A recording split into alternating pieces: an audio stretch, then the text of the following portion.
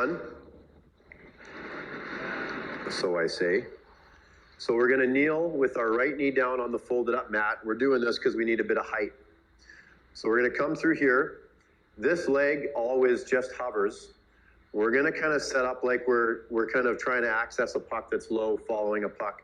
And when I have my right leg down and I'm abducting my left, almost like picking that pad up, I want to track with my eyes over to this side, because that's obviously if I'm picking up here, I'm trying to get on a puck over there. So head is going to be here. We're going to pick this knee up as high as we can. We're going to hold it. We're going to activate the contralateral or opposite side oblique at the same time as the glute medius, and then we're going to bring it down under control. Okay? So we're just going to come up, we're going to hold, keep our body as motionless as we can, and then slowly come down. What we're trying to avoid is that typical pattern that sometimes gets ingrained, is when we come up, we're going to come up and the body does this, right? Hence rotating into the movement, but counter-rotating from where we're trying to access the puck. Does that make sense? Any questions? Okay. If you do it right, actually, even if you do it wrong, your glute medius will just like light up on fire. If you feel like you start to get a bit of a speed wobble, typically with this side that we're doing here, you can actually activate that opposite side oblique to keep you from rotating or leaning, or also in your periphery, make sure your hands don't come into the middle of your body, okay? So we're gonna go 12 each way, all right? Stay over top of the puck, okay? Think that that's a sort of a left to right puck movement. So you're actually gonna be looking to the right?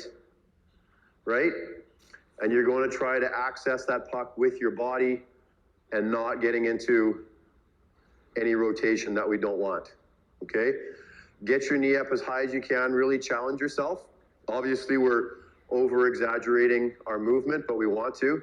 So our nervous system has to activate some sort of kind of kick into that survival mechanism to keep you upright. And on the way down, you'll see that if you don't hit all those eccentric braking muscles, that knee will just kind of want to collapse down.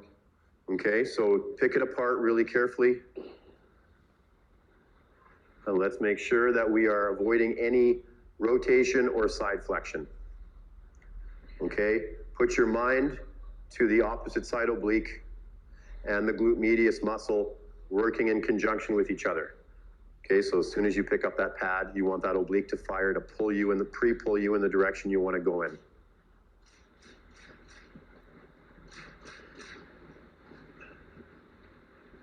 Stay over top of the puck.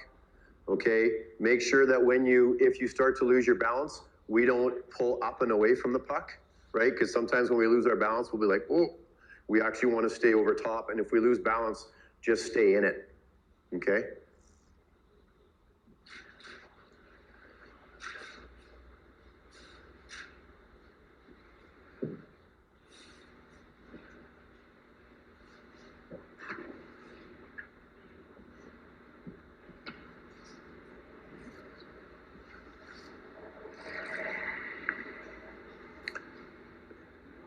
The switching mechanism from up to down requires a bit of thought, right? So when you start to return that knee down, you really have to purposely hit the brakes so we don't get a collapse, okay? It's simple, but it's more difficult than it sort of looks.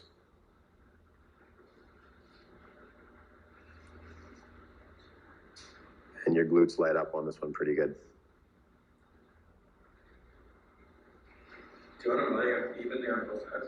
Beg your pardon? Do you want your glutes to be even on both sides in terms of how much it's firing? Yeah, ideally. I mean, on the supportive leg, well, it'll be interesting when you cross over to the other side to see if it switches or it still stays on. We were noticing in in the junior groups, one of the guys on one of our second exercises had a heck of a time doing it one way. It was because the offsetting glute wasn't fired and he was just like going spongy into it. So kind of see if you feel the same